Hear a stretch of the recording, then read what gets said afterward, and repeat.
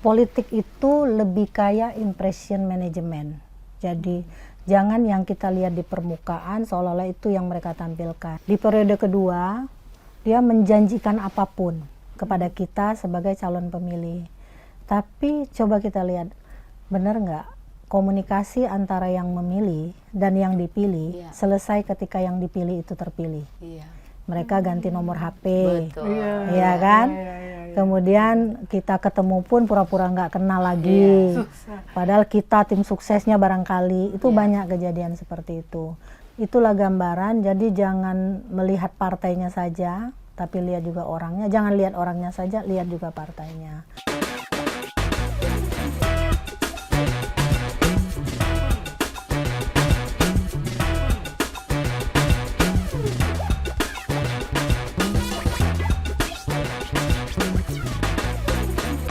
Halo, jumpa lagi di Siniar Buku Kompas. Saya Fenty Fendi, ditemani oleh teman saya Bernada Rurit. Oke, kita akan bahas sesuatu yang sedang relate dengan keadaan sekarang bersama seorang narasumber, Ibu Lili Aryani, seorang dosen, seorang komentator politik, pengamat politik yang punya buku yang menurut saya nih, setelah saya intip-intip Erit, ini nih kayak lengkap banget ya. Dan satu yang menarik buat saya adalah salah satu pepatah di sini atau apa ya, ada gium gitu ya, bahwa preposisi itu kan, dosen tuh mengoreksi ya, preposisi bahwa di Indonesia itu coba Bu, saya agak kepanjangan ini jadinya. Di Indonesia itu model ya. Model komunikasi. Model komunikasi tidak ada model. Tidak ada model. Dan itu penelitian tahun 2006 ya Bu ya. Sebenarnya apakah masih relate? ketika saya meneliti itu kan masih perubahan dari reformasi. Pasca reformasi waktu saya penelitian. Saya pikir waktu itu memang nggak kepikir bahwa apapun yang saya tulis akan up to date sampai sekarang gitu kan. Ternyata memang persis sama kejadiannya. Jadi waktu penelitian itu saya mewawancarai 23 politisi. 23 politisi itu semuanya adalah orang yang sering nongol di TV. Waktu itu.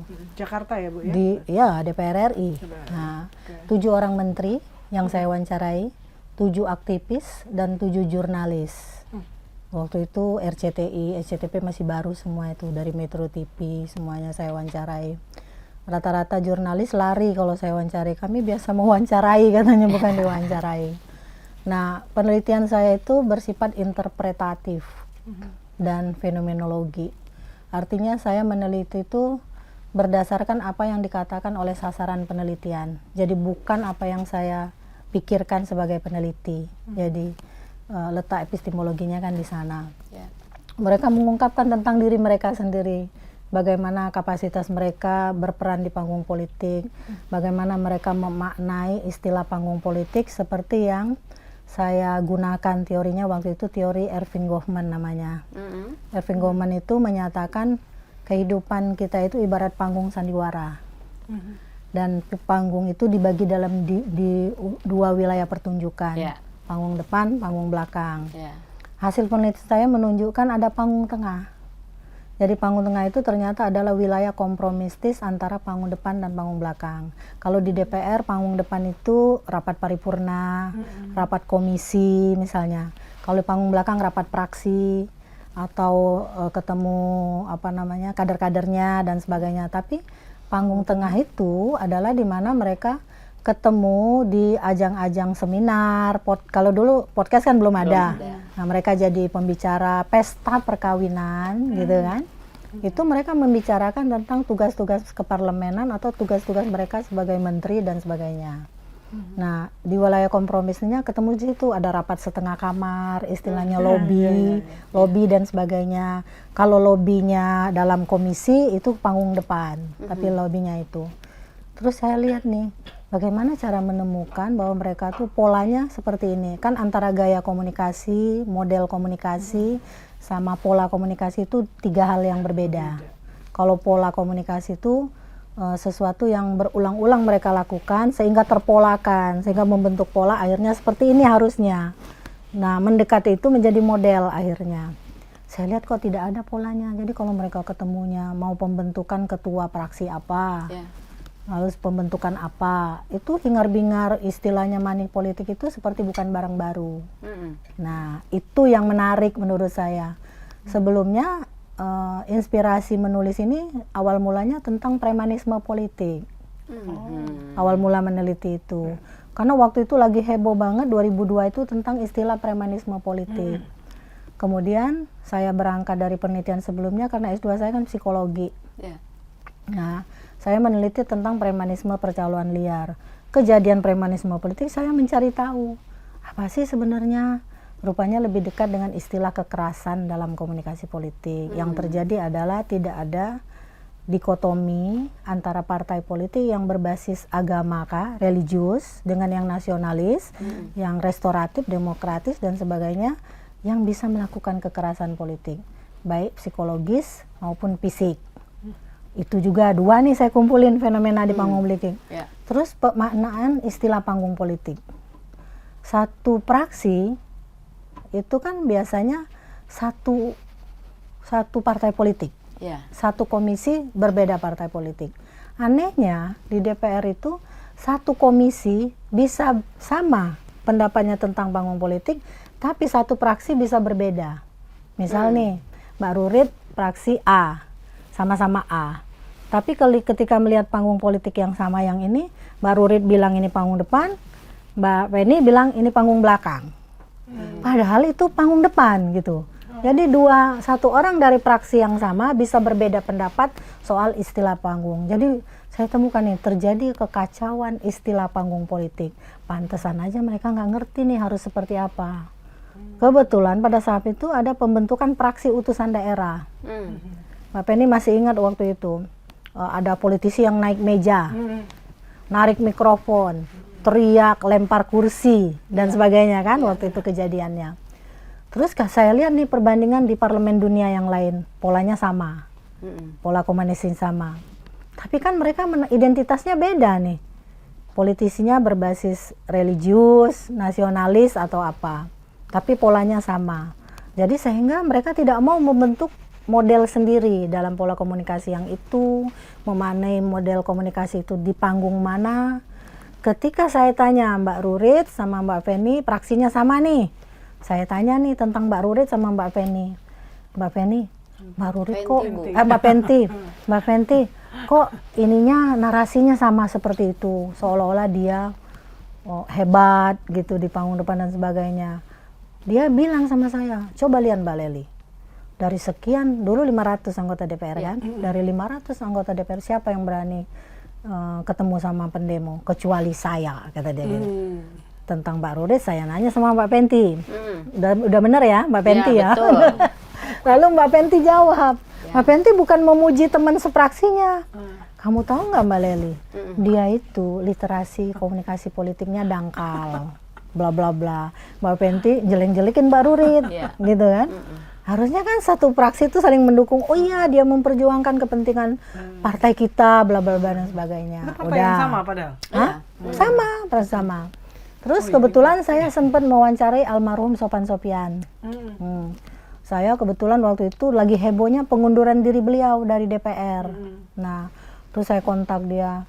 Saya bilang, Mas Sophan izin, saya mau wawancara ini untuk kepentingan ilmiah, bukan publisitas, saya bilang gitu. Terus dia bilang, Bu, tapi bukan jurnalis kan? Bukan, saya bilang, dia takut. Terus dia WA saya, oke kamu nanti sore ke rumah, ada Mbak Widiawati, saya ada di kuburan, lagi memakamkan mertuanya Eros Jarot, kata dia. Saya datang ke rumah beliau, disambutlah oleh Mbak Widiawati. Udah sebelum dia saya ngobrol nih tentang bagaimana ketika di DPR dan setelah keluar. Banyak cerita yang saya tuliskan di buku saya yang pertama tentang mereka itu, tapi tidak di sini. Buku jadi, apakah itu? Buku komunikasi politik, politisi dan pencitraan di panggung politik, dan itu bestseller juga. Itu habis 4.000 eksemplar waktu itu. Ya. Nah, udah cerita itu, udah saya kumpulkan. Apa kata almarhum Sophan Sophian? Saya itu Lely masuk ke DPR itu seperti banteng terluka. seruduk sana, seruduk sini. Karena saya pikirkan reformasi nih. Ya. Jadi kita ingin mengubah DPR yang dulu seperti KOR paduan suara, kata dia, kata almarhum Gus Dur seperti TK dan sebagainya itu kan. Saya ingin rubah karena saya masuk ke sana dengan idealisme yang saya bawa. Tapi apa yang terjadi? Ketika rapat pertama, teman-teman minta kenaikan gaji, kata dia. Dan akhirnya memang terkabul kenaikan gaji itu. Satu nih, saya kumpulin terus nih temuan itu. Berarti ada dari segi idealisme ketika orang masuk ke dalam sistem, bukan bisa merubah sistem, tapi banyak yang terseret ke dalam sistem. Itu lagi kan polanya. Terkumpul lah, terus saya konsultasi sama promotor saya. Nah, kamu harus menemukan model loh, Li. Ini udah banyak banget yang kamu temukan fenomena panggung politik di Indonesia. Terus terang saja, selama saya membimbing belum pernah ada temuan seperti ini, kata dia. Saya temu, udah saya cari nih model komunikasi politik seperti apa. Saya tanya, kenapa polanya PDIP nggak sama? Misalnya kan, P3 juga nggak sama, yang partai lama nih, Golkar juga nggak sama. Terus partai-partai baru setelah reformasi, sebelumnya ada 158 partai kan, tersaring menjadi 48 yang ikut kompetisi, tersaring lagi di atas 10-an dikit cuma kan, masuk ke 10 di parlemen.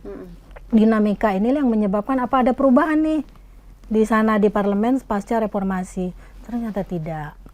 Jadi sebenarnya tiap politisi, tiap organisasi partai politik, yaitu partai politik itu sendiri, tidak punya model komunikasi yang bisa menjadi contoh Mbak Rurit, Mbak Penti, karena partainya ini model komunikasi kita yang bagus, sudah seperti ini pakemnya.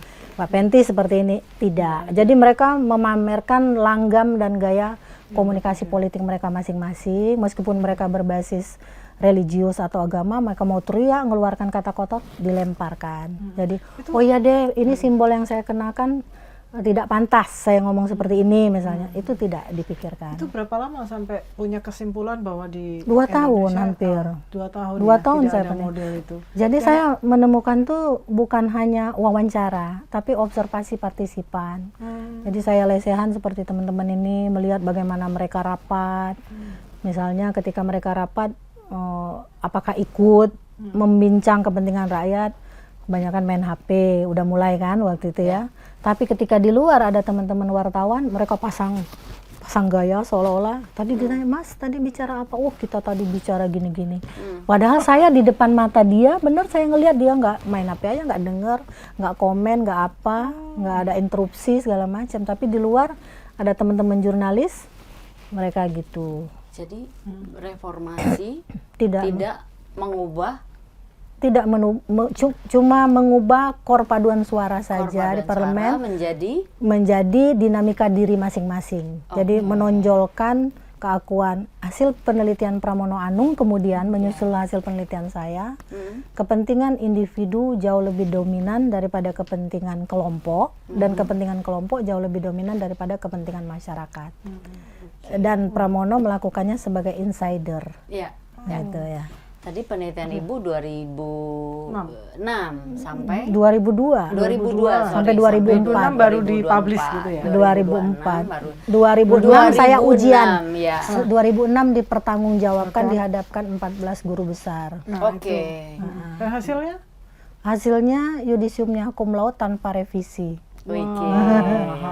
Alhamdulillah.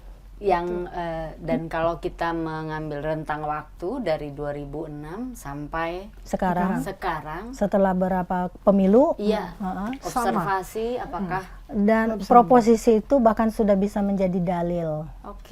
Gitu. Dalil sebagai dalil yang sebenarnya dalam penelitian kualitatif tuh, karena saya nyatakan sebagai preposisi sebab waktu itu tidak untuk saya generalisasikan. Tapi ketika dia menjadi dalil, termasuk teori panggung tengah tadi, memodifikasi teori panggungan itu sudah saya hak patenkan. Saya sudah daftarkan di Kementerian Hukum dan HAM sebagai teori modifikasi dari saya. Oh gitu. Iya. Ini kan penonton kita kan orang awam ya Bu ya. Pengen tahu apa sih manfaat atau yang bisa jadi panduan buat awam dalam melihat politik. Iya. Politik itu lebih kaya impression management. Jadi jangan yang kita lihat di permukaan seolah-olah itu yang mereka tampilkan. Di panggung politik itu sangat butuh pencitraan. gitu ya. Jadi pencitraan Dari itu dulu dan sekarang tetap sama? dari dulu sama, dari Pak Harto seperti itu. Pencitraan itu adalah sesuatu yang tidak ada, tapi diada-adakan. Itu sebab kenapa kalau orang mau kampanye, bikin billboard, spanduk, atau leaflet, fotonya apa yang ditampilkan. Kita tahu latar belakangnya seperti apa, tapi kalau dia yang muslim misalnya ya, dia berfoto di depan Ka'bah, pakai sorban, pegang Al-Quran, pegang tasbih misalnya, dan pakai kopiah dan sebagainya. Hanya untuk menunjukkan identitasnya yang berbeda. Dan itu banyak, bukan satu dua, dan bisa tinggal kita buka di Google. Siapa yang menampilkan foto dengan gaya begitu religius, sementara mungkin kita tahu latar belakangnya seperti apa. Nah, jadi jangan melihat tentang panggung politik itu dari luarnya saja. Makanya diperlukan tema rekam jejak. Rekam jejak politik Masuk itu ke kedalamannya ya, Bu? kedalamannya. Jadi orang kebanyakan kenapa sampai di DPR akhirnya berurusan dengan KPK. Setelah itu, dulu kan belum ada KPK kan, setelah itu ada KPK. Yang terjadi itu ada perubahan identitas diri. Tapi kan sulit ya, Bu, ya, mencari kedalaman ya. Sulit. Yang jelas kan setiap politisi itu biasanya tidak ingin satu periode, benar kan? Nah, di periode kedua dia menjanjikan apapun kepada kita sebagai calon pemilih. Tapi coba kita lihat, benar nggak komunikasi antara yang memilih dan yang dipilih selesai ketika yang dipilih itu terpilih. Mereka ganti nomor HP, ya kan? Kemudian kita ketemu pun pura-pura nggak kenal lagi. Padahal kita tim suksesnya barangkali. Itu banyak kejadian seperti itu. Nah, orang seperti itu menurut saya tidak lagi layak untuk dipilih. Dari periode pertama sudah bisa dilihat. Tapi jika tidak, di sebelumnya bagaimana dia sebelumnya? Karena kita banyak terkecoh, tertipu, tipu politik, gitu kan? Sampai di parlemen kita pikir bisa mewakili, tapi adakah dikotomi para pelaku korupsi di tempat mewakili kita, suara keterwakilan kita itu yang hanya diwakili oleh satu partai? Kan hampir seluruhnya. Tidak ada juga dikotomi. Jadi itulah gambaran. Jadi jangan melihat partainya saja, tapi lihat juga orangnya. Jangan lihat orangnya saja, lihat juga partainya. Makanya waktu Demokrat akhirnya terhukum lah istilahnya, dari suara nomor 1 turun ke nomor 4, 2014, 2019 turun ke nomor 7 kan. Itu karena ada fenomena iklan katakan tidak pada korupsi. Tapi realitas politiknya kan yang terjadi berbeda. Dan masyarakat bisa menghukum rupanya ya. Bisa, berarti sebenarnya masyarakat kita tuh tercerdaskan dengan fenomena. Kita tidak tahu dengan fenomena yang hari ini terjadi. Tapi itu juga, iya, ini gambaran dari ketiadaan model. Sebenarnya saya udah membayangkan nih Pak Jokowi membangun model baru komunikasi politiknya dengan belusukannya, gitu kan, dengan rendah hatinya, kesederhanaannya, tapi motivasinya, berprestasinya yang tinggi. Iya, kan, di buku ini saya baca itu. Iya, ada 3 motif kan, need for achievement, need for affiliation, dan need for power. Mana yang lebih menonjol? Kalau dulu yang kita lihat dari Pak Jokowi itu kan need for achievement sama affiliation-nya. Tapi sekarang berubah. Memang sebenarnya tiga-tiganya bisa jalan, bersatu, seiring sejalan. Bisa juga mana yang lebih menonjol tergantung motivasi orangnya. Lebih pada dalam dirinya. Tapi bisa juga dipengaruhi oleh lingkungan politik. Nah, lingkungan politik orang yang sudah berkarat dengan kemampuan lobby yang luar biasa, dengan motivasi politik need for power-nya yang lebih tinggi, itu yang membedakan biasanya. Orang-orang suka terjerumus ke dalamnya. Nah, itu kalau di sebelumnya Demokrat dihukum itu tadi, sekarang gimana, Bu, menurut Ibu kalau melihat dari teori? Saya kira hukuman itu belum akan selesai. Kan Golkar aja yang dihukum 32 tahun, turunnya paling ke nomor 3 kan, jumlah kursinya, jumlah suara tetap 2 kan. Nah, itu kan. Tapi Demokrat dari nomor 1 bisa ke nomor 4, terus turun lagi ke nomor 7. Nah, itu kita bisa melihat sebenarnya di antara masyarakat kita yang lupa, lebih banyak yang ingat juga ya rupanya, gitu persepsi saya kemarin.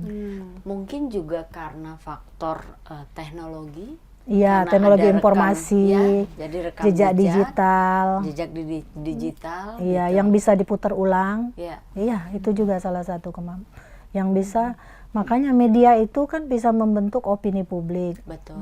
Kan terjadi pergeseran media juga. Iya. Kalau dulu waktu media kita masih sedikit, apa yang dipaparkan oleh media mainstream itu yang jadi perbincangan kita. Dan menjadi ukuran. Ukuran kita di Lapo Tua, Sekarang di udah warung nggak bisa. pojok, Iya. warung Tegal gitu ya. Sekarang kebalikan. Apa yang viral di media sosial itu yang diangkat oleh media mainstream. Kebalik ya. Bu. Terbalik sekarang. Iya. Jadi artinya kalau kita ingin menggugah, jangan sampai kita lupa, kayaknya media sosial harus kita mainkan.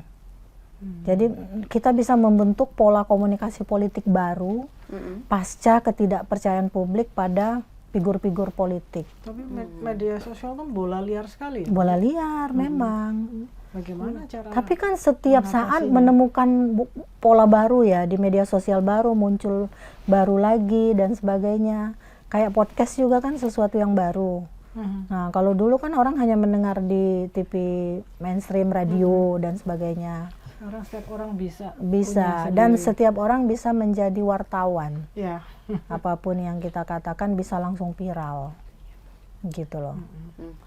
Tadi menyambung Rurit tadi yang mengatakan bahwa gimana kita membaca apa namanya, apa yang dilakukan oleh figur-figur publik Iya. di pemerintahan, terutama ya karena kita mau Pemilu. gitu ya.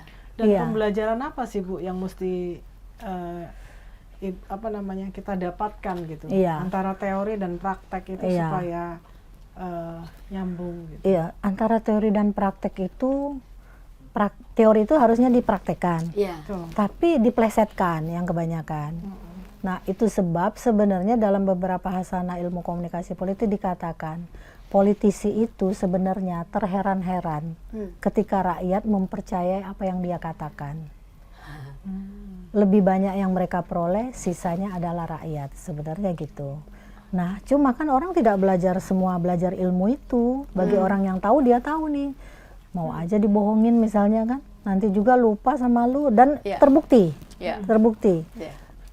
Itu nyata dalam kehidupan perpolitikan, mau dia calon anggota legislatif atau kepala daerah atau presiden. Tiga-tiganya bisa menjadi nyata apa yang mereka lakukan.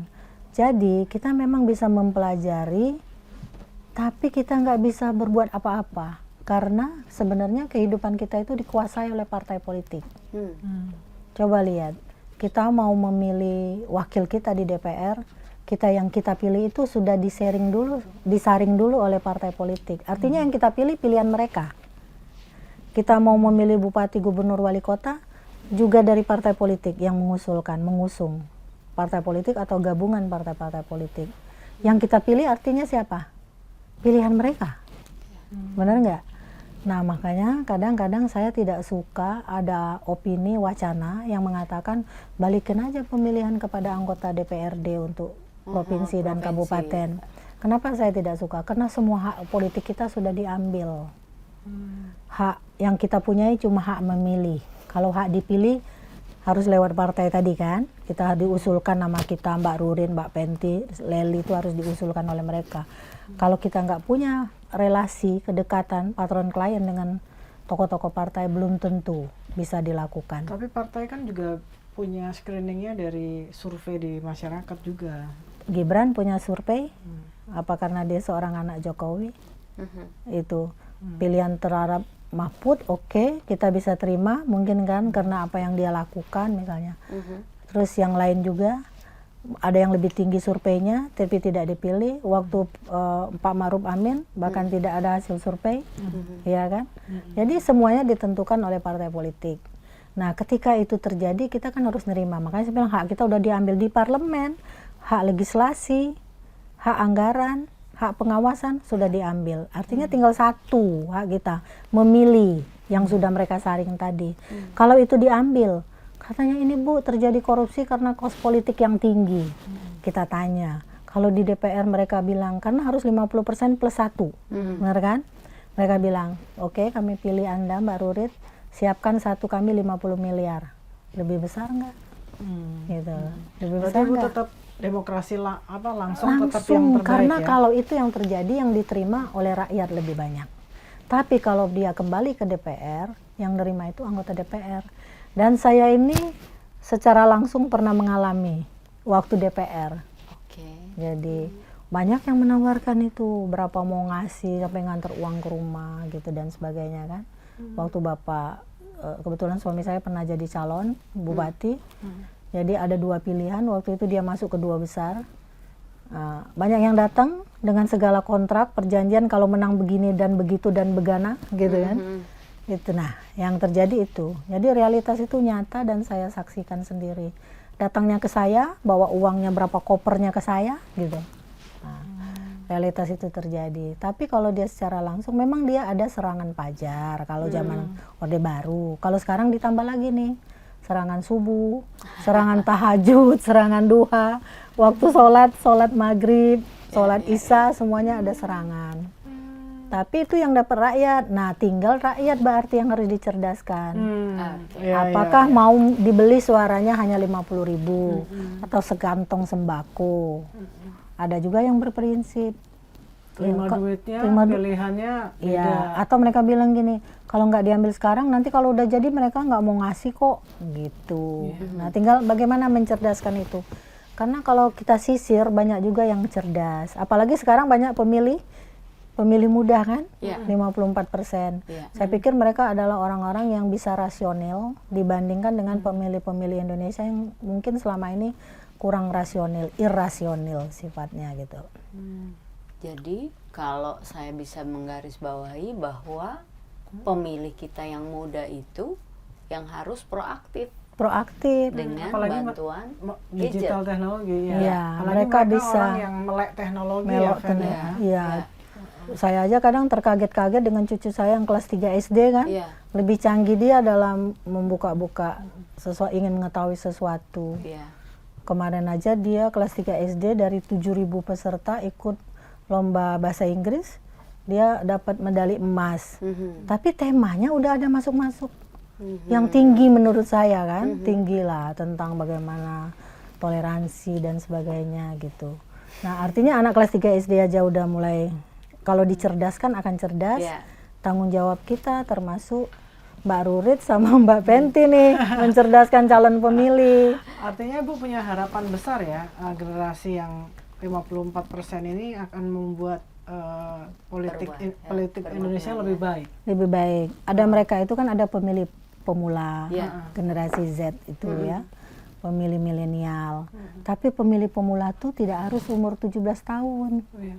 Pensiunan TNI, Polri kan pemilih pemula, udah umur berapa. Nah, mereka seharusnya lebih melek politik yang bisa bercerita, tapi saya lihat para pensiunan udah mulai masuk partai A, partai B, partai C, gitu juga masalahnya.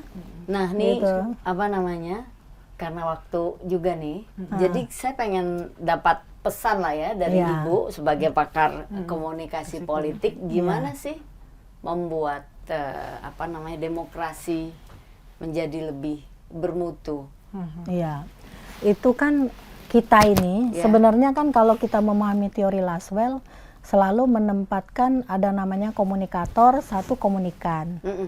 Supaya kita lebih menjadi bermutu, jangan pernah tempatkan kita sebagai komunikan.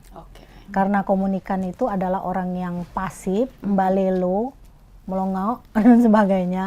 Tapi kalau kita juga ditempatkan sebagai komunikator politik lainnya, kita adalah orang yang inovatif, produktif, kreatif dan sebagainya. Jadi ketika menerima terpaan pesan politik, kita menjadi komunikator, jangan komunikan. Itu satu.